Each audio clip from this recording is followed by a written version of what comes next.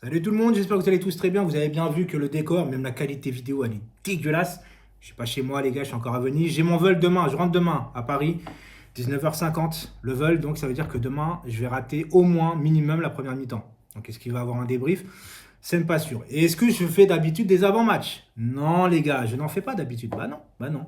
Mais là, je peux pas faire de live ce soir, je suis pas tout seul, vous comprenez. Et je suis encore en panique de l'avion. Voilà, je vous le dis honnêtement, je vais vous raconter un peu ma vie, mais à l'aller, il y a eu quelques turbulences. C'est la première fois de ma vie en 39 ans que je prends l'avion, parce que j'ai une phobie de l'avion. Là, je l'ai fait pour ma famille, mon fils et tout ça. Aller à Venise, c'est sympathique, tu vois, mais il y a eu des turbulences. J'ai cru que j'allais mourir. Vraiment, vraiment, les gars, c'est compliqué. Demain, j'ai un vol de nuit en plus et c'est encore pire. Ben, je vais rien voir. Mais bref, c'est pas parce que les gars, je suis youtubeur que je dois montrer que je suis invincible. J'ai des faiblesses comme tout le monde. Moi, c'est les avions et les serpents. Bon, bref, les gars, l'avant-match, j'ai pas l'habitude de faire ça. Saint-Etienne, est-ce que ça vous apporte quelque chose ou pas? À une semaine et demie du match retour face au Real Madrid, j'ai envie de vous dire que demain, le plus important, zéro blessure. Certains vont me dire, ouais, mais on a perdu face à Nantes, c'est catastrophique, il faut retracer la barre, nanani, nanana. Écoutez, on joue les 16e du championnat, on a encore exactement 13 points d'avance parce que le deuxième c'est Marseille et même quand on perd, Marseille perd. Voilà, tu vois ce que je veux dire? Alors certes, oui, ça m'énerve comme vous, c'est-à-dire qu'on ne fait pas ce qu'il faut en Ligue 1, enfin on ne fait pas ce qu'il faut, on a 13 points d'avance, donc les résultats sont là, mais la manière n'y est pas, tu comprends? Mais de là à dire que tout est catastrophique, en fait, je dirais pas ça. Je suis le premier, les gars, vous le savez très bien depuis le début. Ah, pourquoi ça bouge comme ça là? Oh, je suis là. Oui, parce que j'ai mis un truc automatique. Ça a filmé mon gros ventre. Bon, bref, les gars, honnêtement, je m'en bats les couilles. Et je vous le dis honnêtement, ce match, je m'en bats les couilles. Vraiment, je suis un peu vulgaire. Ce qui m'importe, c'est voir ce qui va se passer au Real, contre le Real. Voilà, tout simplement. Si ça se passe mal, bien évidemment, tout ce que j'aurais dû depuis le début à critiquer, j'aurais eu raison. Depuis 2 3 mois, je ne critique plus parce qu'ils m'ont montré que face au Real, malgré qu'on a marqué dans les arrêts de jeu, j'ai vu un bon Paris Saint-Germain, j'ai vu surtout un très aussi mauvais Real. Donc on va voir le match retour, il est intéressant à voir les gars. Je parle du match retour du Real et je ne parle pas de Saint-Etienne. Parce que Saint-Etienne, les gars, qu'est-ce que vous voulez que je vous dise? 16e du championnat, on joue contre les Verts. Ok, ils vont vouloir casser comme d'habitude avec leur entraîneur qu'on dit qu'il ne vient pas là juste pour jouer les touristes, mais ça c'est un peu normal. Et puis voilà, ils vont nous rentrer dedans, il faut éviter les blessures, gagner ce match s'il le faut. Mais quoi qu'il en soit, on perd ce match, mais tu passes face au Real, j'ai envie de te dire, bah, c'est quand même une bonne nouvelle parce que tu restes premier du championnat avec autant de points d'avance et tu es en quart de finale avec des champions. Donc à un moment donné, oui, je demande du jeu, oui, je demande surtout de la cohérence. Mais si à un moment donné, on va au bout, eh ben, qu'est-ce qu'on va dire? On va pas. T'imagines, on soulève la Ligue des Champions? T'en as, ils vont quand même dire, ouais, c'est pas, on l'a le soulevé, mais on mérite pas. Mais on s'en bat les couilles de pas mériter. Si tu la soulèves, tu la soulèves. Tu vois ce que je veux dire? La finalité, c'est ça. Si tu gagnes, tu gagnes. Maintenant, si tu gagnes pas, à un moment donné, il y a des choses à dire. Bah, c'est normal. C'est normal. Quand tu joues mal, le meilleur moyen de faire taire tout le monde, c'est d'aller au bout. Si tu vas pas au bout, forcément, on va te critiquer, moi le premier. Maintenant, les gars, par rapport à ce qu'ils m'ont montré face au Real, je commence vraiment à comprendre quand même qu'il y a un PSG championnat et un PSG Ligue des Champions. Et malheureusement, le PSG en championnat, quand tu es joueur, nous, on n'est pas dans la peau des joueurs et pas dans la peau des dirigeants. Nous, on est des supporters. Donc, c'est normal, nous, en tant que supporters, je vais parler d'un ensemble global. Nous, en tant que supporters, les gars, qu'est-ce qu'on réclame? Du plaisir, de la passion. Donc, forcément, nous, quand on regarde un match de foot, on veut qu'il y a des choses, on veut que. T'as compris le stratagème, c'est que nous, on est là, on veut se lever du canapé. Waouh, c'est magique, c'est magnifique. Pas de marquer qu'on traîne dans les arrêts de jeu, etc. Parce que l'émotion n'est pas pareille que si tu marques contre le Real en Ligue des Champions dans les arrêts de jeu. Ceci dit, les gars, on va être champion.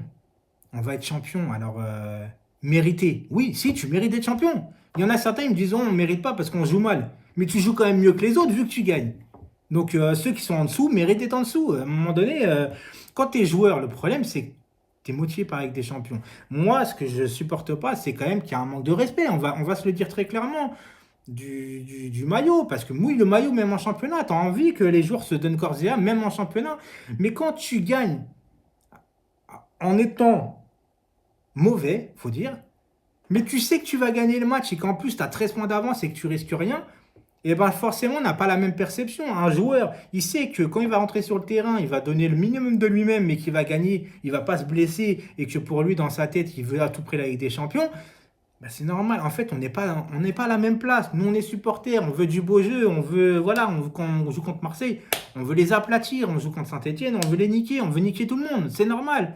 Mais un joueur, ils réfléchissent pas comme nous. Ils sont payés des millions. Eux, ils ont des objectifs en tête. C'est pas les mêmes objectifs que nous, les gars. Nous, on est là toute l'année à voir des matchs, à les supporter, devant que ce soit la télé ou au stade, tout ce que tu veux. On a la même perception, les mêmes émotions. Mais contre Saint-Etienne, je te réponds grave. Je te réponds franchement, à une semaine et demie du Real, je pense au Real. Si moi déjà je pense au Real, je pense que les joueurs seraient de la même acabit, les gars. Franchement, bah oui.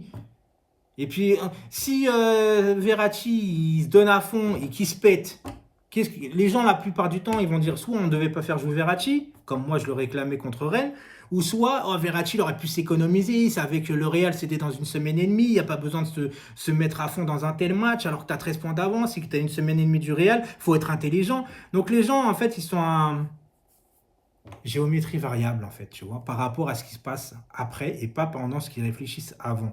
Moi, j'ai envie de te dire, les gars, j'ai assez. Il y a certaines personnes qui m'ont dit, Seize, d'habitude, je te vois un peu plus intransigeant avec le PSG, plus dans la critique. Pourquoi, à un moment donné, tu as changé ton fusil d'épaule?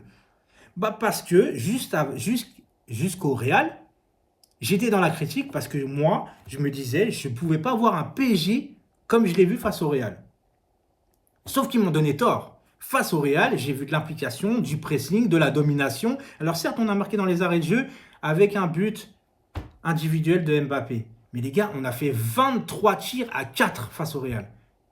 23 tirs à 4. Alors certes, c'était peut-être pas le bon Real qu'on a vu avec une mauvaise tactique d'Ancelotti. Match retour, on verra bien. Mais en attendant de ce que j'ai vu, ça donne raison aux joueurs en fait. Qu'on le veuille ou non, par rapport à notre plaisir, ça donne raison aux joueurs. Donc les gars, contre Saint-Etienne, j'ai envie de voir une victoire. Mais si je vous... Les gars, je vais vous poser une question simple pour la fin. Si je vous donne un choix, vous gagnez, mais vous risquez à des blessures. Ou par exemple, alors que ça se trouve, tu peux gagner sans blessure, on est d'accord. Mais je veux juste vous donner un choix pour vous donner un peu le raisonnement. Si vous avez le choix entre voir une victoire du Paris Saint-Germain avec risque de blessure ou un match nul ou une défaite, mais zéro blessure avec tous tes joueurs au top physiquement contre le Real, vous choisissez quoi?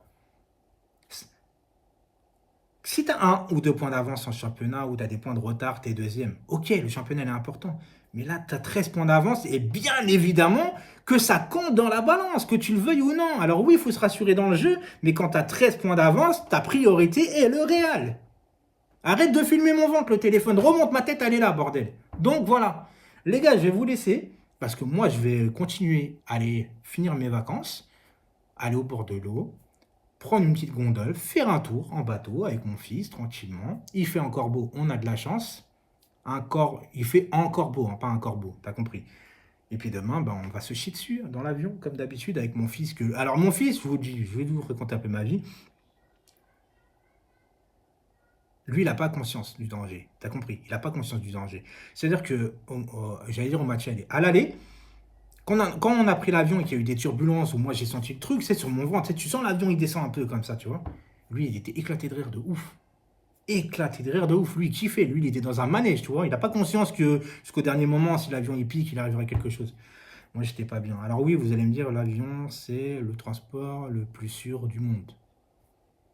Bah, chacun pense ce qu'il veut, mais bon, moi en tout cas, si l'avion il a une panne de moteur, on ne peut pas dire on va se mettre sur le bas-côté. Tu as compris ce que je veux dire. Donc, c'est peut-être le moyen de transport le plus sûr, mais moi, j'arrive pas. J'arrive pas. L'avion, c'est pas mon truc, c'est pas mon fort et j'y arriverai jamais. C'est comme ça, c'est compliqué, c'est bizarre, mais c'est comme ça. Je vous donne rendez-vous dimanche ou peut-être samedi le débrief en rentrant. Je vais être soulagé d'être rentré et d'entrer en un seul morceau et vous dire bon, je fais mon débrief, je suis content, je suis rentré à Paris parce que ça me manquait quand même. Ok?